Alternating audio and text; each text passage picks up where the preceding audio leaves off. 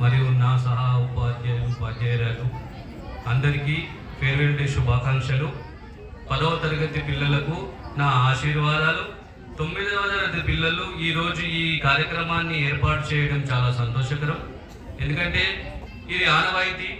ప్రతి స్కూల్లో ఈ 10వ తరగతి విద్యార్థులు వెళ్ళిపోవడం ముందు 9వ తరగతి విద్యార్థులు ఆనవాయితీగా ఫేర్వెల్ డే జరుపుకోవడం. దీని యొక్క ముఖ్య ఉద్దేశం, ఇక్కడి నుంచి మనం వెళ్ళిపోతున్నాము ఏదో బాధలో మనం ఈ స్కూల్ నుంచి వెళ్ళిపోతున్నాం అనే ఫీలింగ్ కాదు. మనం మన జీవితానికి వేసే మొదటి అడుగు. ఈ మొదటి అడుగు 10వ తరగతి. నా విషయాలను కొంచెం 10వ తరగతి విద్యార్థులు నా దిక్కు కాన్సన్ట్రేషన్ చేసి వినగలరు. ఎందుకంటే నేను మాట్లాడేది మీకోసం.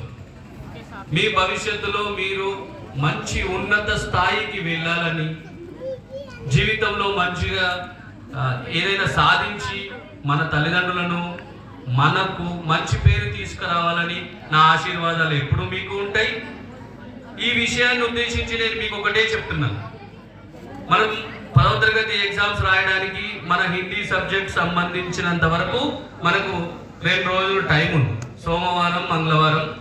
ఆ రోజు మొత్తం మీరు మన దగ్గర ఉంటారు. నేను ఆ రోజు ఆ సబ్జెక్ట్ సంబంధించిన విషయాలన్నీ మీకు చెప్తాను. ప్రస్తుతం ఈ కొన్ని రోజుల వరకు, ఎగ్జామ్స్ వరకు మీరు ఏమేమి చేయాలో అనే కొన్ని ముఖ్యమైన అంశాలు చెప్పిన తర్వాత మనకు ఆల్రెడీ లంచ్ వచ్చేసింది. లంచ్ తినేసి ఆ ప్రోగ్రామ్ని కంటిన్యూ చేసాం. ముందుగా నేను 2 విషయాలు మాట్లాడతాను, మంచిగా వినండి. ఏదైనా సరే మనకు ఇష్టం ఉండాలి, అవసరం ఉండాలి. వినండి మంచిగా. ఇష్టం ఉంటే ఏదైనా చేయడానికి మనసు అంగీకరిస్తుంది. ఇష్టం లేకపోతే 1 కోటి రూపాయలు తెచ్చిపెట్టినా కూడా మనం దాన్ని పక్కన పెట్టేస్తాం. ఇప్పుడు మనకు చాలా అవసరం ఏం తెలుసా? ఇష్టం. మీకు ముఖ్యంగా చెప్పేది, మనకు తల్లిదండ్రులు ఎంత ఇష్టమో, మన తల్లిదండ్రుల తర్వాత మన అన్న, అక్క, చెల్లెలు, తమ్ముడు, వీళ్ళందరూ చాలా ఇష్టం. వాళ్ళందరినీ మనం ఎంత ఇష్టపడతామో అంత ఇష్టము మన చదువును కూడా పడాలి. చదువు మీద ప్రేమ పెంచుకోవాలి. ఈ వయసులో ప్రేమ చదువు మీద పెట్టుకోవాలి. చదువు మీద ప్రేమ కలిగితే అన్నీ వస్తాయి. చదువు మన చేతిలో ఉంటే భవిష్యత్తు మన చేతిలో ఉన్నట్టు. ఇప్పుడు మీకు చిన్న ఉదాహరణ చెప్పన్నా. ఇష్టం ఏమంటే ఇష్టం తెలుసా? మనకు ముచ్చట్లు పెట్టడం అంటే ఇష్టం, ఆడుకోవడం అంటే ఇష్టం, పాటలు పాడడం అంటే ఇష్టం, డ్యాన్స్ చేయడం అంటే ఇష్టం. ఇవన్నీ ఇష్టం, చదువు తప్ప. ఎందుకు అనంటే చదువు విలువ తెలవలేదు ఇంకా మనకు. ఆ విలువ తెలుసుకునే వయసు ఇది. నిన్న మీకు ఫేర్వెల్ డే పెడుతున్నాము అని చెప్పినప్పుడు మీకు డ్యాన్స్ అంటే ఎంత ఇష్టము, ఆ ఇష్టం కారణంగా మీరు 1 డేలో డ్యాన్స్ చేయడం కోసం 1 గంట సేపు ఎంత తహతహ పడిరో, చదువును కూడా అంతే ఇష్టపడితే మన భవిష్యత్తుని ఎక్కడికో తీసుకెళ్ళచ్చు. నేను ఎన్నోసార్లు ఎంతో మంది విద్యార్థులకు ఒకటే చెప్పాను, ఎవరి కోసం చదవద్దు, ముందు మన తల్లిదండ్రుల కోసం చదువు. తల్లిదండ్రులను సంతోష పెట్టని వాడు ఈ ప్రపంచంలో ఉన్నా ఒకటి, లేకున్నా ఒకటి. తల్లి తండ్రే మనకు ముఖ్య దైవం. ఎందుకంటే దీనికి ఉదాహరణ ఒకటి చెప్తాను. కబీర్ దాస్ మనకు ఒక ఉదాహరణ దోహా చెప్పిండు కదా. ఏం చెప్పిండు? భగవంతుని గురించి చెప్పిండు కబీర్ దాస్. ఇంకోటి మీకు తెలిసింది ఏంటంటే, కాల్ కరేసో ఆజ్ కరేసో పల్ మే పర్లై హోయోగో బాహురీ కరేగో. రేపు చేసే పని ఈరోజు చేయాలి, ఈరోజు చేసే పని ఇప్పుడే చేయాలి. ఎందుకంటే పెండింగ్ చేస్తే భవిష్యత్తులో మనం ఏం సాధించలేము. కానీ కబీర్ దాస్ ఇంకొకటి చెప్పింది, నాకు దేవుడు ప్రత్యక్షమై నువ్వు తల్లిదండ్రులను పూజిస్తావా, దేవుణ్ణి పూజిస్తావా, గురువులను పూజిస్తావా అంటే, మొట్టమొదటిసారిగా నేను గురువునే ప్రాణం పూజిస్తాను. ఎందుకు? నాకు భగవంతుని గురించి చెప్పింది గురువే. అలాంటిది మన దగ్గర మన తల్లిదండ్రులే మనకు అన్నిటికంటే ఎక్కువ. మీకోసం ఏం చేస్తున్నారని చెప్పండి. మీకోసం ప్రతిదీ తెచ్చి పెడుతున్నారు, ప్రతిదీ మీకోసం తెచ్చిస్తున్నారు. అయినా మీరు వాళ్ళ కోసం చిన్న 10వ తరగతిలో మంచి మార్కులు తెచ్చి ఇవ్వడం పెద్ద విషయమా? ఈరోజు రేపు 14 నుంచి పరీక్ష. ఇంకెన్ని రోజులు ఉన్నాయి తెలుసా? మొత్తం పరీక్షలు 30 రోజులు. మీరు రాయబోయే పరీక్షలు 30 రోజులు రాస్తున్నారు. ఇది ఫస్ట్ టైం. ఒక పరీక్షకు రేపు 3 రోజులు 4 రోజుల టైం ఉంది. మీరు ఇప్పుడు కూడా నిన్న కూడా ఒక క్యాలిక్యులేషన్ చెప్పిన నేను 72 రోజులు తెలుగు ఎగ్జామ్ ఉంది. నిన్న చెప్పిన విషయం 3 రోజులు. ఇప్పుడు కూడా మీకు రేపు ఎగ్జామ్ రాయబోవడానికి ఒక 30 గంటల టైం ఉంది. మీరు 20 గంటలు వదిలేయండి, కేవలం 10 గంటలు చదువుకోండి. 10 గంటలలో మీరు తెలుగును మొత్తం శూన్యంగా చదివేసి ఎవరు ఏం చేయకున్నా మనం 80 మార్కులు తెచ్చుకోవచ్చు. క్యాలిక్యులేషన్ చేయాలి, టైం చేయాలి. మీకు ఇప్పుడు చెప్పింది ఏం తెలుసా? మనకు ఇష్టం లేదు, ఇష్టాన్ని నేర్చుకుంటలేదు. అవసరం, మీకు ఇప్పుడు అవసరం కావాలి. వాస్తవానికి మీకు అవసరం లేదు, అవసరం అనేది ఏర్పడలేదు మీకు. ఆ అవసరం ఏర్పడితే ఎప్పుడు ఏర్పడుతుంది? బుద్ధి వచ్చినాక ఏర్పడింది అనుకో. ఇట్లాంటి చెప్పేవాళ్ళు లేకపోతే ఏమైతుంది? అవసరం విలువ తెలియలేదు. ఇప్పుడు మీకు ఆ అవసరం విలువ రేపు తెలుస్తుంది. అప్పుడు టైం అయిపోయింది, మనం ఏం చేయలేదు. ఇప్పుడు మీరు ఆ అవసరాన్ని గుర్తించి మన అవసరం ఏంటో తెలుసుకోండి. మన భవిష్యత్తు మన అవసరం, మన భవిష్యత్తులో మనం ఏం కావాలనేది మన అవసరం. ఆ అవసరాన్ని పూరించడం కోసం ఈరోజు మనం చేసే పని మీద ఇష్టాన్ని పెట్టుకోండి. ఇవన్నీ నిమిత్త మాత్రం, జస్ట్ కేవలం మానసిక ఉల్లాసాన్ని ఇస్తాయి, శారీరకంగా ఉల్లాసాన్ని ఇస్తాయి. కానీ మనస్సుని ప్రశాంతత చేసేది మన జ్ఞానం. మన జ్ఞానాన్ని పెంచాలంటే చదువుకోవాలి. చదివే మనల్ని ఎక్కడికైనా తీసుకెళ్ళి.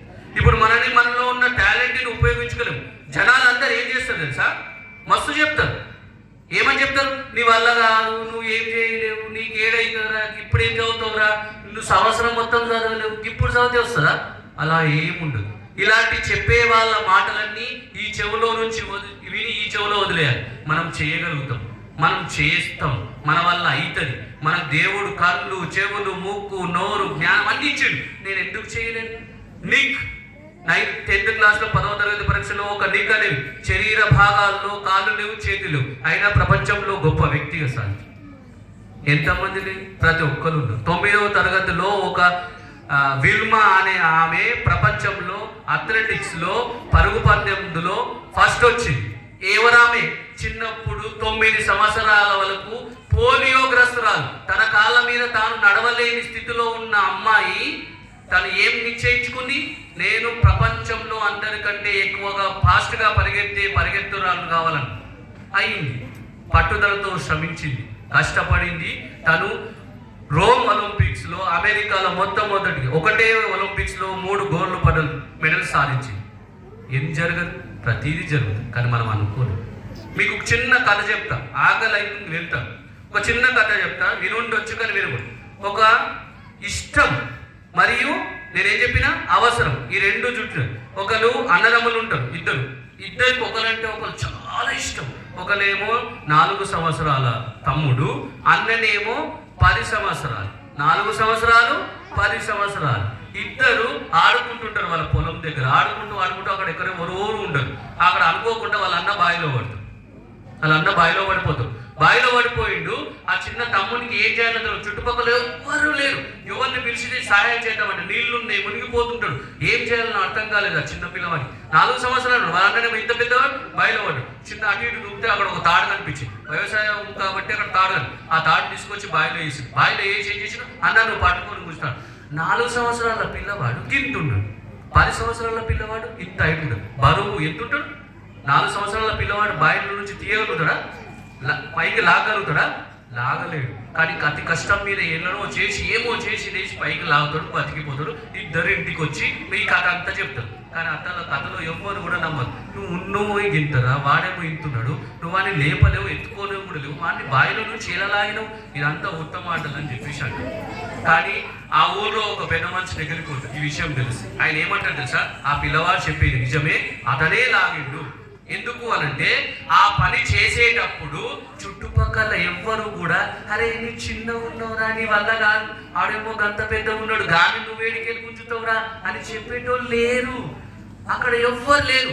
నెగిటివ్ థింగ్స్ చెప్పేటోళ్ళు ఎవ్వరు లేరు. కాబట్టి ఆ పిల్లవాడిలో ఉన్న మనోధైర్యం, శక్తి లోపల నుంచి ఏం చేసాడు, నా అన్న నాకు చాలా ఇష్టము, మా అన్న లేకుంటే నా అవసరం ఉండదు, నాకు చాలా ఇబ్బంది అవుతుంది.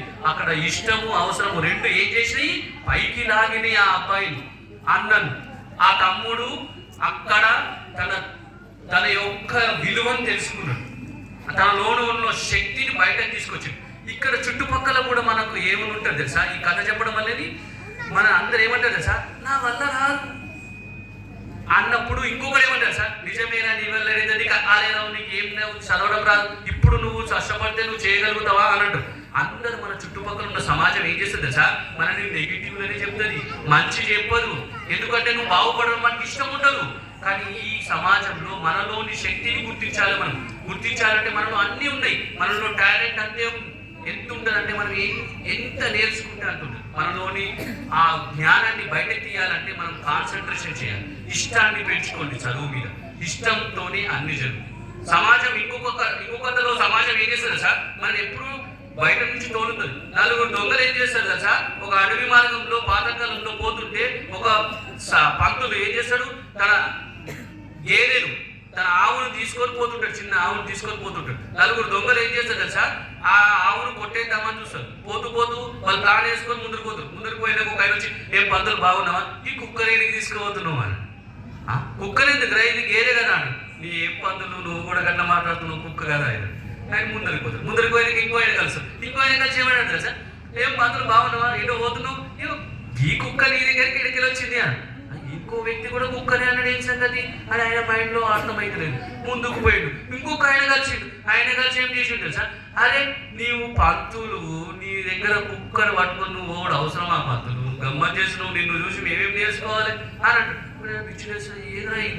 ఏదైనా అందరు కుక్క అంటున్నారు. ఆయన మనసులో ఏమైంది, ఆయన విచక్షణ రహితం, ఆలోచన శక్తి మారిపోయింది. ఎందుకంటే అందరు వచ్చి అదే అంటున్నారు. లాస్ట్కి ఇంకొక ఆయన వస్తాడు, నాలుగు ఆయన వచ్చాడు. ఆడ కూడా వచ్చి ఏమరా, ఏ పంతులు కుక్క అనేది, ఏ కుక్క నాది కాదు, ఈ కుక్క నాది కాదు, ఓలలోకి ఉన్నది, నేను పోతున్నా అని చెప్పేసి వెళ్ళిపోతారు కుక్కలు. వాళ్ళు ఆయన గేదెని తీసుకొని దొంగలు వెళ్ళిపోతారు. అక్కడ నలుగురు సమాజం ఎట్లాంటిది అని అంటే, నిన్ను ఎప్పుడూ కిందికే పోవాలని చూస్తుంది, నువ్వు బాగుపడాలని చూడాలి సమాజం. బాగుపడాలని చూస్తే సమాజం నీకు హెల్ప్ చేస్తుండే. కానీ అక్కడ దొంగలు ఏం చేశారు, నాలుగు మాటలనే వరకు నాలో జ్ఞానం ఏమైంది, అజ్ఞానంలో మారిపోయింది. నలుగురు నన్ను ఇట్టనే అన్నారు, కానీ మన ఆయన ఎందుకు బాధ, అందరిలో నేను ఇంకా ఇబ్బంది ఎందుకు పడాలి. ఇట్లా ఈ నలుగురు సమాజంలో ఉంటున్నాం కాబట్టి మనము మన లోపటి ఉన్న జ్ఞానాన్ని బయటకు తీయండి. మనం అంటే ఏంటో నిరూపించండి. మీలో ఉన్న టాలెంట్ బయటకు తీయండి. టైం మెయింటైన్ చేయండి. ఇవన్నీ మీకు చెప్పిన రెండు కథలు కూడా మీరు టైం మెయింటైన్ చేసి మీ జీవితంలో మీరు ఏం సాధించాలి. నేను మీకు ముందే చెప్పిన, మీ టార్గెట్ గోల్ 595. మీ ఇంట్లో రాసుకొని పెట్టుకొని రోజు దాన్ని చూడండి అని చెప్పిన. ఎంతమంది అయితే చూస్తున్నారో, ఎంతమంది అయితే దాని గురించి కలలు కంటున్నారో, రేపు పొద్దున్న పరీక్షలు అయిన తర్వాత 595 మన స్కూల్కే రావాలి. 595 మన స్కూల్కే రావాలి. ఆ ఇస్తా అన్న అనౌన్స్మెంట్ చేసిన 5 లక్షల రూపాయలు మనకే రావాలి. మీ పేరెంట్స్కి మీరు ఇచ్చే గిఫ్ట్ ఇప్పుడే రాసి పెట్టుకోండి. ఒక పేపర్, వైట్ పేపర్ తీసుకొని రాసి పెట్టుకోండి. చెక్ అనుకోండి, దాన్ని 5 లక్షల రూపాయల చెక్ అనుకోండి. నేను రేపు పరీక్షలలో నా మార్కుల నుంచి స్టేట్ ర్యాంకులు తీసుకొచ్చి మా అమ్మ నాన్నకి ఇచ్చే గిఫ్ట్ తీసుకో అమ్మ నాన్న, నేను నీ తరపున ఇప్పుడే ఇచ్చేస్తున్నా. ఎప్పుడో రిజల్ట్ వచ్చినప్పుడు అప్పుడు సంతోషం కాదు, ఇప్పుడే నువ్వు సంతోషపడు. ఇది నీలో వచ్చేది, ఇది కావాలి మనం. ఇది లేదు, ఎవరో చెప్తే చదువుతా అంటే ఎవరు, మా తాతను ముత్తాతన ఇప్పటికి కూడా చెప్పి అదే డైలాగ్ చెప్తున్నా. నేను మీ సొంత అన్నను కాదు, తమ్ముని కాదు, చెల్లెని కాదు, మీ పాలోని కాదు. నాకు మీ అవసరం ఎందుకు? నేను ఒక ఉపాధ్యాయుని, నాకు అందరు సమానమే. అందరు సమానం అంటే అందరికి ఏ విధంగా నాలెడ్జ్ చెప్తున్నాను, మీకు కూడా అదే చెప్తాను. మీకు ఆ విధంగానే చెప్తున్నారు. నేనే ఒక్కటి కాదు, అందరు ఉపాధ్యాయులు అదే చెప్తారు. కానీ మేము ఇంత పట్టించుకొని మా పిల్లల కంటే ఎక్కువగా మీతో టైం స్పెండ్ చేసి మీకు ఇన్నిగానే చెప్తున్నాక కూడా మీలో మార్పు చెల్లడం వస్తలేదు అన్నప్పుడు నీ చీము నెత్తురు లేని మనుషులు ఇప్పుడు కూడా చెప్తున్నా. నేను కుక్కను తీసుకొచ్చి 10వ తరగతి ఎగ్జామ్ రాపిస్తా, పాస్ కాకుండా నా పేరు చేంజ్ చేసుకుంటా. ట్రైనింగ్ ఇస్తే బిట్ పేపర్లో ఏబిసిడీలు రాస్తే పాస్ అయిపోతుంది. మనము పశువులకు తేడా లేదా? మరి మనకు ఎంత నాలెడ్జ్ రావాలి, మనకి ఎన్ని మార్కులు రావాలి? సంవత్సరం మొత్తం చదువుతున్నాం. 200 రోజులు ఇప్పటి వరకు 180, 190 రోజులు మనం ఇప్పటి వరకు 10వ తరగతిలో చదువుకున్నాం. 10వ తరగతిలో వేసుకోండి ఎంత టైం వేస్ట్ చేస్తున్నాం మనం. పోనీ అంటే అయిపోయింది, గతం కదా అయిపోయింది, మర్చిపోను. ఇప్పుడున్న రోజు రేపటి నుంచి ఇంటికి పోయినాక ఈరోజు సాయంత్రం ఈ రోజే మర్చిపోవాలి మీరందరూ.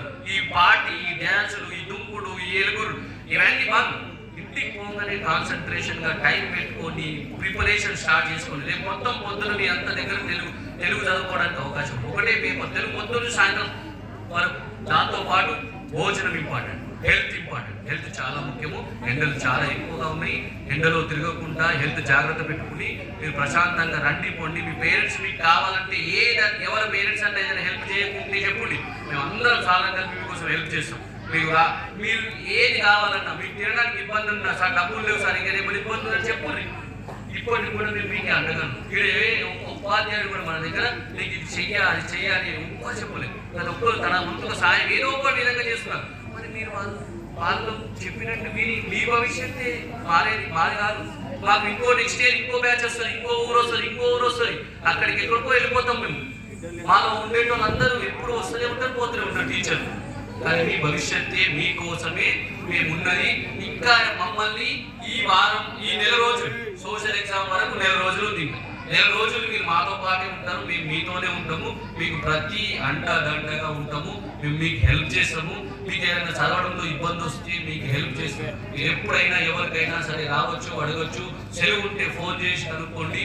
అన్ని విషయాలు తెలుసుకొని మీరు స్వతహాగా నేను నా గోల్ ఇది, నేను ఇప్పుడు ఫిక్స్ అయినా అని మీరు మీ తరఫున ఫిక్స్ కాండి. అంతే తప్ప మిగతా ఎవరు ఏం చెప్పినా కూడా లాభం లేదు. ఎందుకంటే మనలో సొంతంగా మార్పు రావాలి. ఓకేనా? చలో ఇప్పుడు మీ అందరికీ ఎంతమందికి 500 అబౌట్ 590 వరకు నేను తెచ్చుకుంటా సార్ అన్నట్టు చేస్తే ఇప్పుడు చూద్దాం. Very good. మీ అందరికీ నా ఆశీర్వాదం. ఎప్పుడు నేను మీకు ఇప్పుడు కాదు, ఎప్పుడైనా సరే నేను ఉన్నంత వరకు నా ఫోన్ నంబర్ అదే ఉంటుంది. నేను లేకుంటేనే నా ఫోన్ నంబర్ ఇంకో వాడితే లేరని చెప్తారేమో. అప్పటి వరకు జీవితంలో ఎప్పుడు ఏదైనా అవసరం వస్తే ఏదో ఒక రకంగా సహాయం చేయడానికి నా అవసరాన్ని మీరు యూజ్ చేసుకోవచ్చు, నా సహాయాన్ని మీరు. నాకు ఈ మంచి అవకాశం ఇచ్చారు. అవకాశం ఇచ్చిన పెద్దలందరికీ ధన్యవాదాలు. మీ అందరికీ all the best. Thank you.